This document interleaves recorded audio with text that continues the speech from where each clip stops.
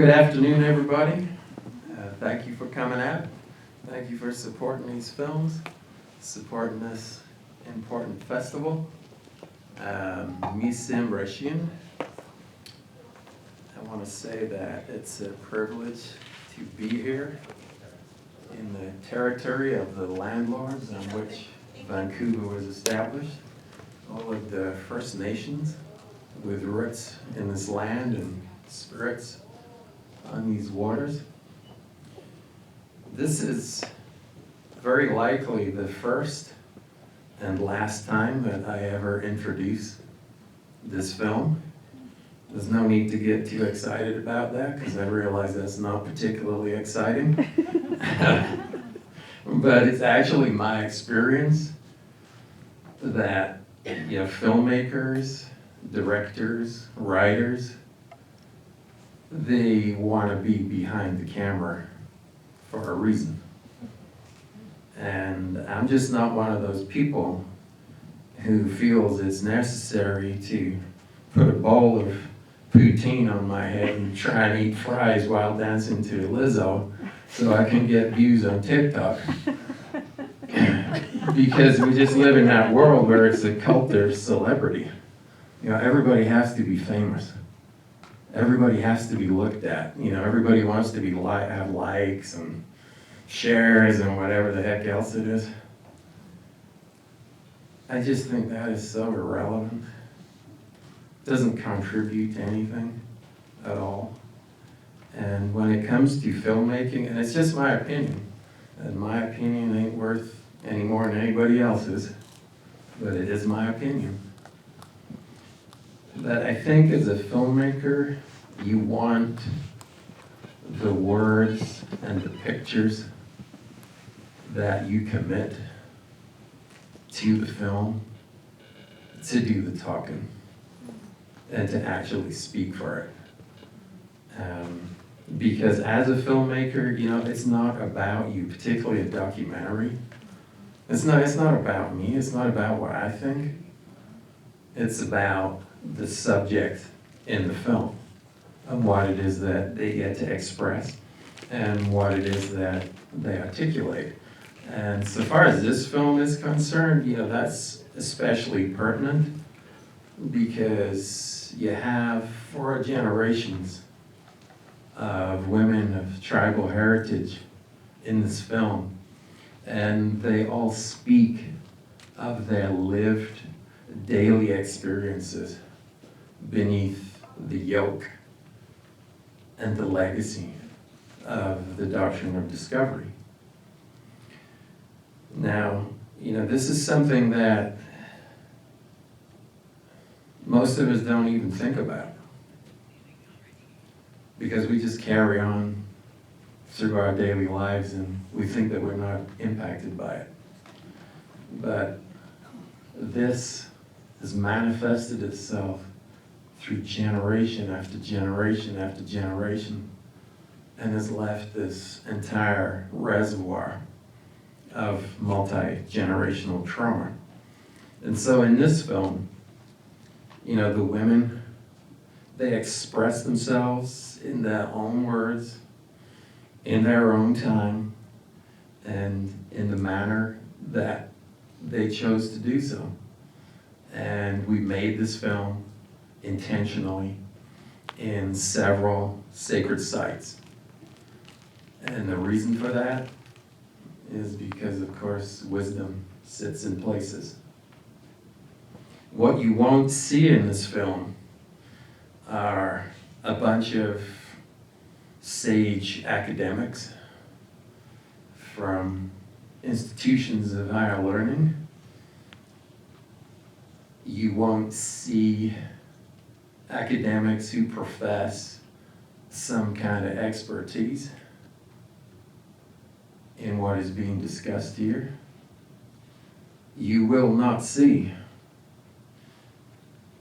these recycled history rehashers that you will always see in History Channel documentaries or Discovery Channel documentaries. And these guys, if you've ever seen one of those, you can see one from the 1990s. And then you'll see one that was made, in 2020, and it's the same people. And they just brought out over and over and over again, and it's almost like an age progression. You can see with these guys. And there's nothing that they say has changed. It's just that for some reason, they are perceived to add validity to whatever the subject matter is, which is generally tribal histories or tribal cultures or, some event from some tribe's history.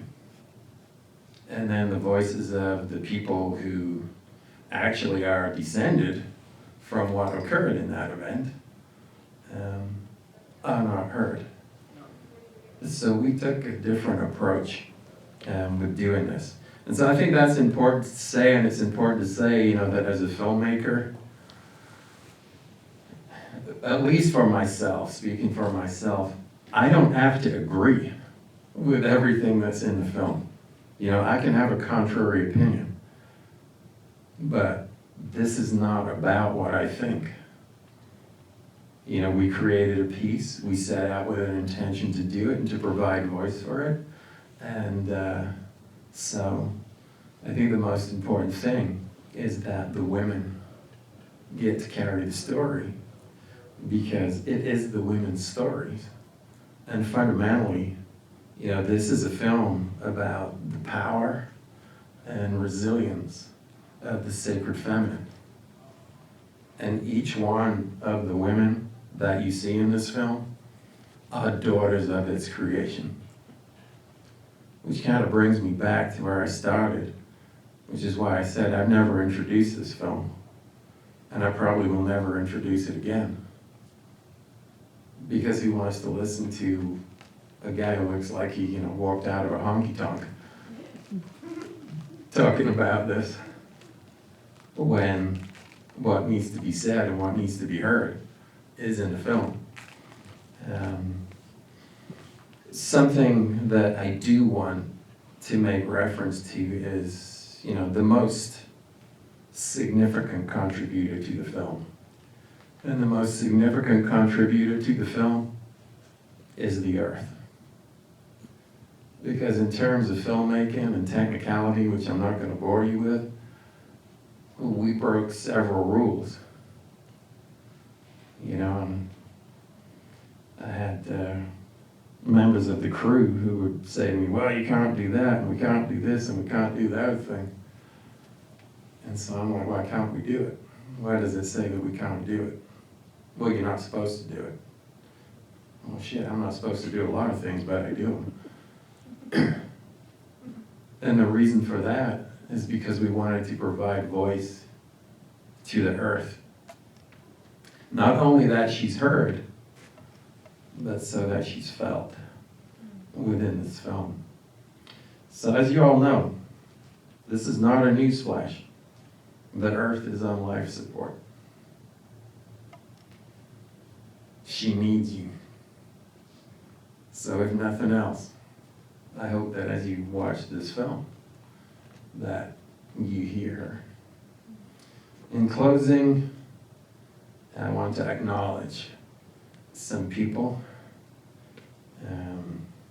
First of all, we have Grandma here, Minnie Grinder, who is an absolute dynamo in the preservation of Secwepemc culture.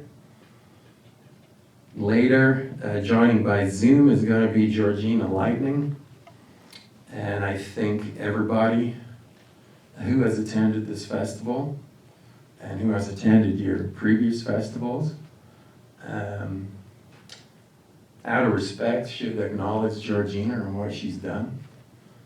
Because for 30 odd years, she's been out there as a trailblazer for tribal filmmakers, not just up here in the North Country from First Nations, not just from tribes in the United States, but for tribal people all around the world. And I first remember seeing Georgina in the West Wing. And she's kept on going. And, if you wanted a definition of somebody who has absolute belief and commitment in changing the paradigm so far as filmmaking is concerned. That would be Georgina. I want to acknowledge Chief Judy Wilson here, who most of you will know, has been a servant to First Nations people, not just in British Columbia, but throughout Canada. And a lot of the issues that are raised in the film, she has been out front of politically, and she's also been a huge advocate for this film. So Janice mentioned the Assembly of First Nations. You know, they premiered this film here in Vancouver last summer sometime, and they are pursuing trying to get a royal premiere in London, and Chief Judy is instrumental in that. And I want to acknowledge my daughter, who is here, who has won 3 Emmys, which is 3 Emmys more than I've won. Will probably ever win. And as in all things, you know, I think we should do everything we can to facilitate our young people so that they can move forward and they can pick up the mantle and they can tell the story as they perceive it, not as we necessarily tell it to them, so they can be empowered to bring their own voices to it. And ultimately what we're here doing is celebrating art. And you know, what is art? Art is a communicative pattern that spans generations. It brings us together. It unites us. It makes us feel. It touches the being part of human within us. It may not do the same thing for each and every one of us, but that is irrelevant, because if it touches one person, it has achieved what the objective is. And we live in a terribly divisive, adversarial time. And so the more unity, the more reaching out, the more conversation, the more discussion we can have, getting back to understanding that you can disagree without being disagreeable. You may not agree with what I say or what Chief Judy says or what Janice says or anybody else, but that don't mean that we're your enemy. It just means that we disagree. And that's fine, that we do. But art can bring us together. All forms of art can bring us together. So, I thank you again for being here. Nice to Opera Roma.